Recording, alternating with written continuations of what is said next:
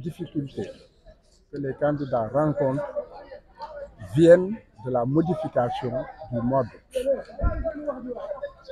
C'est ainsi que des pièges ont été faits de sorte que l'administration a la possibilité elle-même donc de sélectionner les candidats et de ne pas laisser le Conseil constitutionnel le soin de la vérification et de la déclaration en fait de candidature. C'est une sélection donc a priori. C'est ce qui explique que par de multiples forfaitures, l'administration a empêché la délivrance de documents essentiels que doivent comporter la déclaration de candidature. Les pièces réclamées sont des pièces très simples. Lorsque la personne est de nationalité sénégalaise, jouit de ses droits civils, à partir de ce moment déterminé, les pièces dénombrées sont des pièces accessibles, certificat de nationalité, pièces d'identité biométrique, etc. Ensuite, il y a les pièces complémentaires. C'est dans ces pièces complémentaires que vous verrez, donc dans la loi, le point 6 de l'article 121, qui parle en fait des parrainages.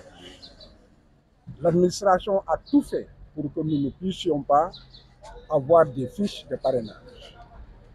Mais malheureusement pour elle, dans la rédaction, le texte ne parle que de modèles.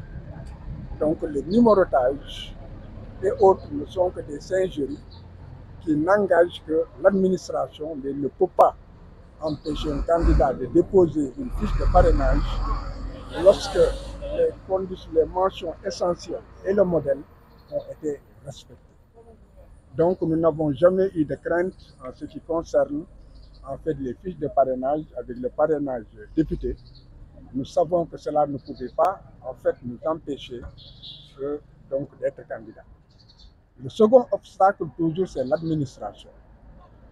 Et à ce titre, on n'a jamais vu d'abord un service public empêcher l'accès à un citoyen de ces locaux. Et aussi, on n'a jamais vu des comportements aussi irresponsables. Donc, un huissier de justice que l'on fait poireauter, vous serez reçu, revenez à telle heure, et jamais on n'a pu rencontrer donc, le directeur de la caisse de dépôt et de consignation pour qu'il remette l'administration. Donc, tout le monde a pu voir tout cela et suivre tout cela sur le plan national et international. Alors, nous nous sommes donc rabattus sur la pratique et la jurisprudence du Conseil constitutionnel lui-même, qui a dit que lorsque un dossier est incomplet du fait des ajustements de l'administration, des obstructions de l'administration, dûment constatées, à partir de ce moment déterminé, le dossier est recevable. Dès lors, nous avons introduit une réclamation au niveau d'abord de la commission, parce qu'il s'agit de deux structures différentes. Il y a la commission de vérification et de contrôle des parrainages, dans lesquelles siège tout le Conseil constitutionnel, mais avec des personnalités indépendantes, mais aussi en référence à l'article 120, vous avez que ce comité ne peut valablement être composé et siégé en l'absence du représentant du candidat. Or, lorsque nous sommes partis pour que le comité procède à la vérification donc, du dossier pour passer au parrainage, c'est verbalement qu'on nous a notifié que le dossier était incomplet. Cela veut dire que c'est une commission qui n'est pas en fait complète, une commission qui illégalement en fait aurait procédé à la vérification physique des dossiers, et ce qui n'est pas aussi exact. Le dossier est complet dans la mesure où il a été suppléé en l'absence d'attestation que l'administration a refusé délibérément de remettre à des procès-verbaux abondants de constats et d'interpellations, qui en fait, au terme de la jurisprudence, devaient rendre notre dossier en fait recevable. Alors, le jeu, c'était en fait un jeu de dupes. Pourquoi un jeu de dupes? Parce que la commission doit disparaître dès qu'elle a fini de contrôler les parrainages. Alors, si en fait il y a la publication de la liste provisoire, les recours sont ouverts pour aller directement vers la publication donc, des listes définitives. Vous intentez un recours, même s'ils disent que voilà, vous avez déposé les pièces, à partir de ce moment déterminé, un problème se pose. C'est que le parrainage, qui fait partie donc, des conditions essentielles pour la candidature, n'aura pas été contrôlé et n'aura pas été vérifié. On me répondra qu'il existe une disposition qui dit que le Conseil constitutionnel procède à toute vérification utile, mais dans la chronologie de rédaction de cet article, il y a en fait un flou. C'est la raison pour laquelle, avant que la commission ne disparaisse, nous l'avons saisie d'une réclamation et cette réclamation a été suivie donc d'une réclamation complémentaire parce que tout était verbal. Et on ne comprend pas qu'une structure comme la commission de vérification des parrainages, avec de hauts magistrats, notamment le Conseil constitutionnel, puisse se satisfaire de déclarations sans remettre de récépissé ni remettre un quelconque document.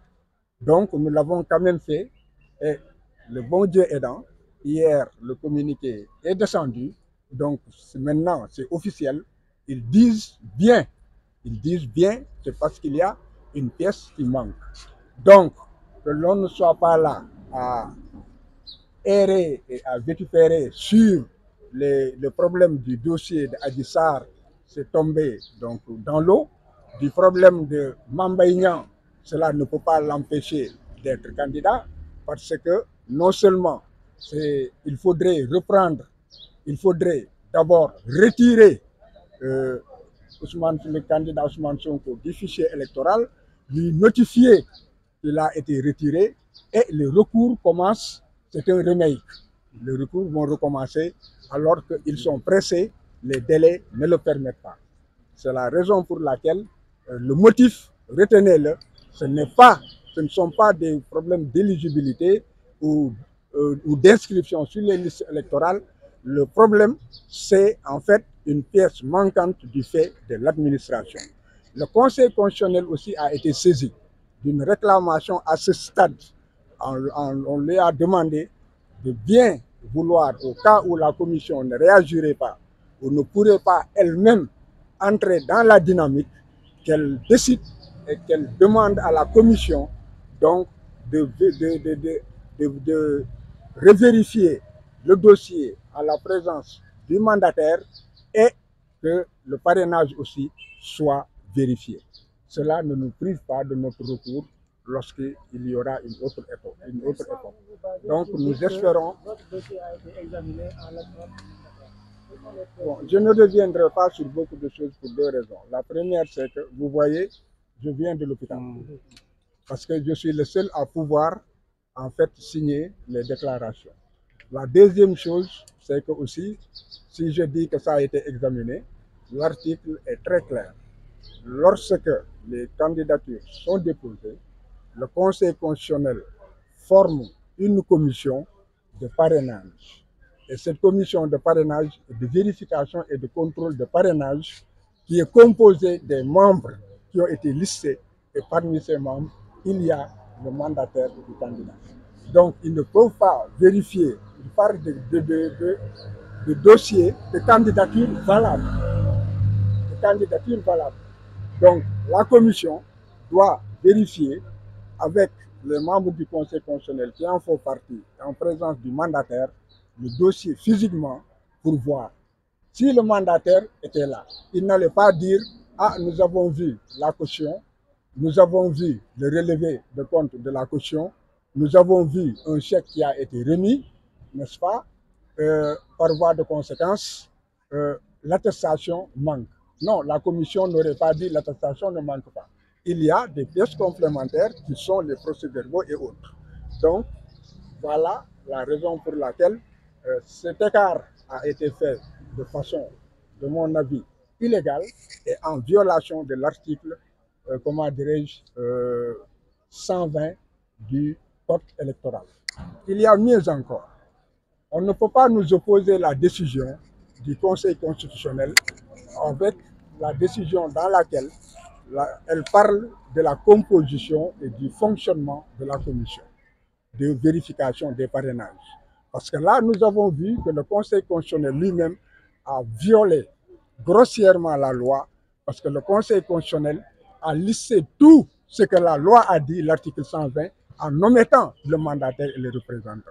C'est la raison pour laquelle nous devons retenir que rien de tout cela n'est innocent, mais Ousmane Sonko est valablement candidat et il doit participer aux élections au-delà de ce que son dossier est conforme et complet. C'est une exigence du peuple sénégalais. Je vous remercie.